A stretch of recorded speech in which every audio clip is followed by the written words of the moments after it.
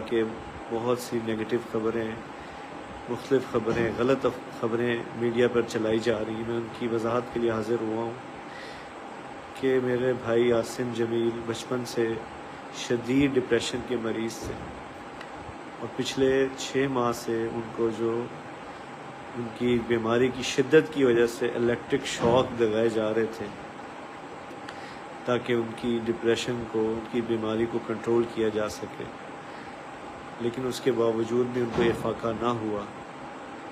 اور آج کے روز وہ اتفاقاً گھر میں اکیلے تھے اور انہوں نے اپنی تکلیف اور اذیت کی وجہ سے باہر سیکیورٹی پہ تعینات جو گارڈ تھا اس سے بندوق لی اور اس سے اپنے آپ کو انہوں نے شوٹ کر دیا۔